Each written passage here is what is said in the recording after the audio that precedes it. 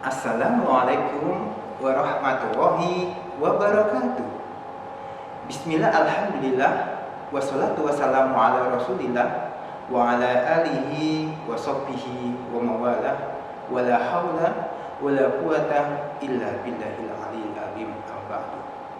Anak-anakku, alhamdulillah pada pagi hari ini kita berjumpa lagi dengan pelajaran pendidikan agama Islam kelas 5. Anak-anakku, hari ini Ustadz akan membahas tentang kisah keteladanan Nabi Muhammad sesuai dengan KD 3.8. Anak-anakku, sebelum kita mulai, mari kita buka pelajaran pada pagi hari ini yang cerah dengan bacaan Bismillahirrahmanirrahim. Baik anak-anakku, sebelum Ustadz mulai di pembelajaran, Ustadz tanya kabar. Bagaimana kabarnya semuanya pada hari ini? Alhamdulillah, semoga semuanya dalam keadaan sehat walafiat tanpa ada kurang sesuatu pun dari nikmat Allah. Amin Allahumma amin. Baik anak-anakku, alhamdulillah Ustadz akan mulai pelajaran hari ini. Anak-anakku, di kisah keteladanan Nabi Muhammad ini nanti ada beberapa hal yang akan Ustadz bagus bahas, yaitu yang pertama tentang siapa sih Nabi kita Muhammad itu? Yang kedua, bagaimana proses kelahiran Nabi Muhammad? Dan yang ketiga, bagaimana masa kecilnya Nabi Muhammad? Dan yang keempat, bagaimana masa mudanya Nabi Muhammad? Dan yang terakhir, bagaimana ketika Rasulullah Nabi kita Muhammad SAW diangkat menjadi Nabi. Baik anak-anakku, masuk di yang pertama, siapa sih Nabi kita? Nabi kita Muhammad siapa sih? Yaitu Rasul yang Allah utus untuk menutup Rasul-Rasul yang lain. Jadi Nabi Muhammad itu Nabi yang terakhir. Tidak ada Nabi setelah Nabi Muhammad. Siapa sih Ustadz bagus silsilahnya Nabi Muhammad? Keluarganya Nabi Muhammad. Baik anak-anakku, secara singkat, Nabi Muhammad punya ayah yang bernama Abdullah, punya ibu yang bernama Siti Aminah, kemudian punya kakek yang bernama Abdul Muthalib, dan punya istri yaitu bernama Siti Khadijah. Baik anak-anakku, daripada Ustadz jelaskan seperti ini, silakan anak-anakku bernyanyi bersama dengan lagu yang berikut ini. Selamat menyaksikan.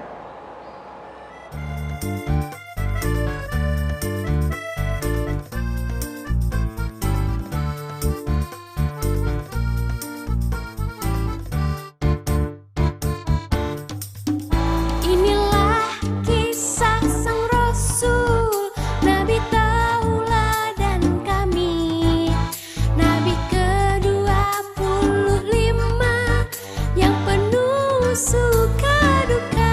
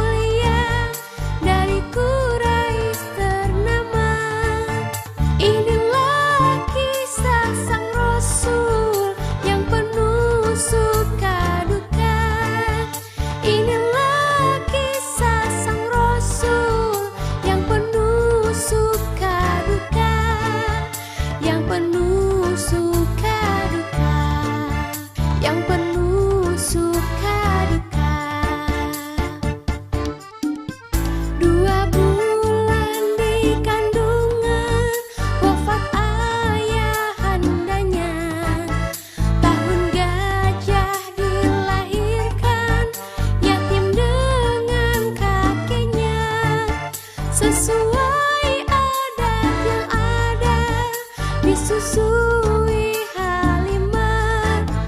6 tahun usianya, wafat ibu tercinta. Inilah kisah sang Rasul yang penuh suka duka. Inilah kisah sang Rasul yang penuh suka duka. Oh penuh suka duka, oh penuh suka duka. 8 tahun usia, kakek meninggalkannya. Abu Thalib pun menjaga, paman paling membela. Saat kecil pengembala, dagang saat remaja. Umur 25 memperistri Khadijah. Inilah kisah sang Rasul yang penuh suka duka. Inilah kisah sang Rasul yang penuh suka duka. Oh yang penuh suka duka, yang penuh suka duka. Di umur ke-30 mempersatukan bangsa. Saat peletakan batu Hajar Aswad mulia, genap 40 tahun mendapatkan risalah. Ia pun menjadi Rasul akhir para anbiya. Inilah kisah sang Rasul yang penuh suka duka. Inilah kisah sang Rasul yang penuh suka duka, yang penuh suka duka, yang penuh suka duka.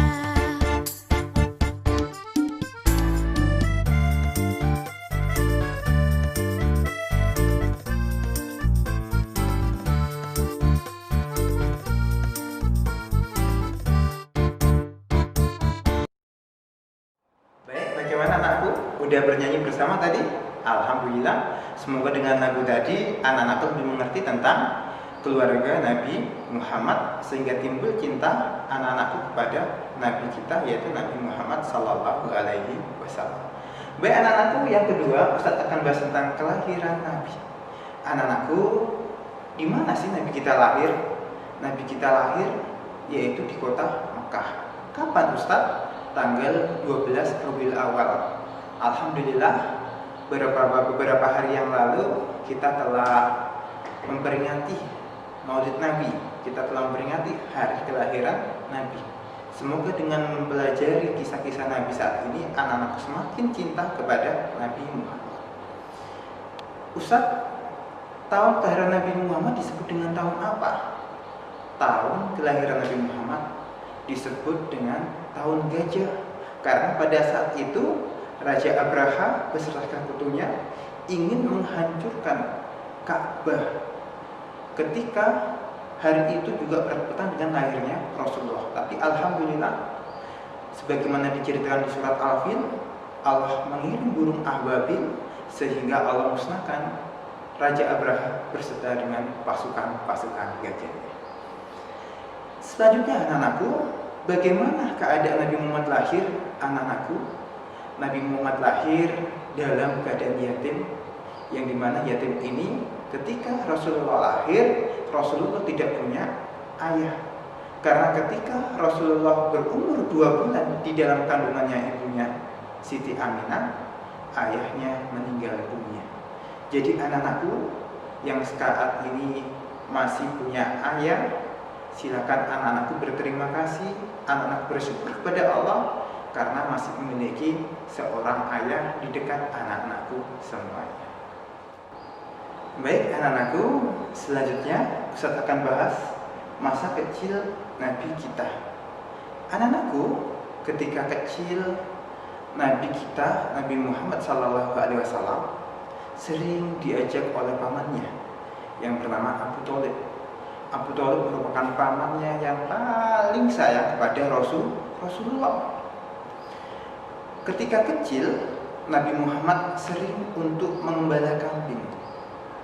Dan ia senang dengan mengembala kambing, senang dengan pekerjaan itu, sehingga kambing-kambing yang digembala oleh Rasulullah tumbuh menjadi kambing yang sehat, kambing yang cepat besar.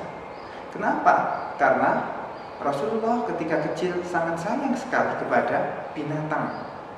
Oleh karenanya, untuk anak-anakku yang di rumah punya binatang piaraan, anak-anakku harus sayang terhadap binatang piaraan. Kalau anak-anakku sayang terhadap binatang piaraan, berarti anak-anakku meneladani sikap Rasulullah Muhammad SAW.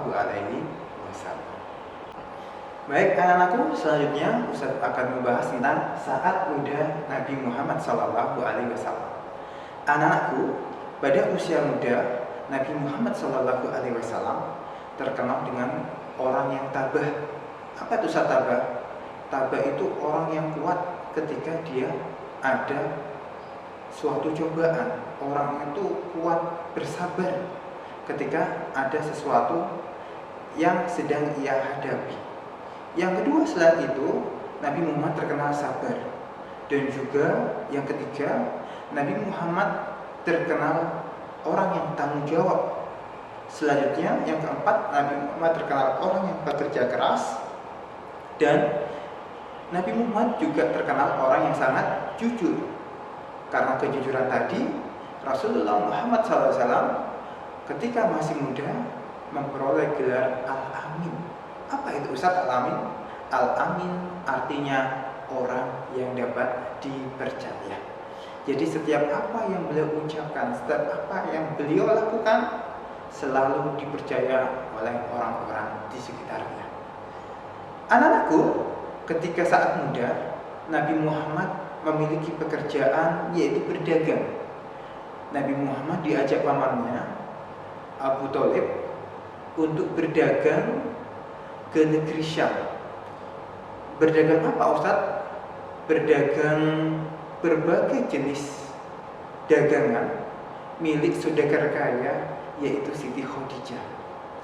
Setiap hari Rasulullah berdagang membawa barangnya ke Syam, dan karena seringnya Rasulullah kenal sama Siti Khadijah, sang saudagar kaya ini, akhirnya Siti Khadijah jatuh cinta kepada Rasulullah. Dan ketika Nabi Muhammad berusia 25 tahun, Siti Khadijah menikah dengan Rasulullah SAW. Dan Siti Khadijah cinta kepada Nabi Muhammad karena kejujurannya. Baik anak-anakku, sekarang Ustaz akan bahas tentang bagaimana Rasulullah diangkat menjadi Rasul. Baik anak-anakku, saat Rasulullah Muhammad SAW usia 40 tahun, disitulah Nabi diangkat menjadi Rasul. Nabi berdakwah mengajak umat manusia menyembah Allah dan meninggalkan patung-patung kemusyrikan yang selama ini disembah oleh masyarakat pada waktu itu. Anak-anakku, Nabi Muhammad sering sekali untuk berkholwat, memiliki kebiasaan untuk berkholwat. Apa itu Ustaz berkholwat? Berkholwat itu adalah mengasingkan diri dari keramaian manusia untuk merenung, untuk mendekatkan diri kepada Sang Pencipta, untuk mendekatkan diri kepada Allah. Lebih-lebih ketika di bulan Ramadan, Rasulullah sering sekali berkholwat. Anak-anakku, tempat yang menjadi favorit Rasulullah untuk berkholwat ialah Gua Hira. Dan alhamdulillah ketika tanggal 17 Ramadan, ketika Rasulullah berkholwat di Gua Hira, Rasulullah didatangi oleh malaikat Jibril, dan disinilah Rasulullah diangkat menjadi seorang Rasul, dan disinilah turunlah wahyu Allah yang pertama untuk Nabi Muhammad, yaitu berupa surat Al-Alaq ayat 1 sampai dengan ayat 5 yang berbunyi Bismillahirrahmanirrahim. Iqra bismi rabbikal ladzi khalaq, khalaqal insana min 'alaq, Iqra wa rabbukal akram, alladzi 'allama bil qalam, 'allamal insana ma lam ya'lam. Baik anak-anakku, setelah kita belajari mulai dari siapa nabi kita, bagaimana kelahirannya, bagaimana saat muda, ya, dan bagaimana ketika diangkat menjadi nabi. Saat ini Ustadz ingin sekali mengajarkan kepada anak-anaknya, kenapa sih Ustadz kita kok harus mencintai Nabi Muhammad? Anak-anakku, Ustadz mengambil sedikit dari kitab Akhlaqul Banin jilid 1. Anak-anakku, kenapa kita kok harus mencintai Nabi Muhammad, Ustaz? Karena dijelaskan di kitab tersebut, li'annahu allazi 'allamana dinal Islam. Karena anak-anakku, karena Rasulullah kita mengetahui agama Islam. Yang kedua, kenapa Ustaz kita kok cinta Rasulullah? Karena wa bisababihi arafna rabbana. Karena dengan sebab Nabi Muhammad kita mengetahui siapa Tuhan kita, siapa yang menciptakan kita. Yang ketiga, karena dengan sebab Nabi Muhammad wa farraqna bainal halal wal haram, kita mengetahui perbedaan antara yang halal dan yang haram. Selanjutnya anak-anakku, kenapa kita kok mencintai Nabi Muhammad? Kenapa kita kok diminta mencintai Nabi Muhammad?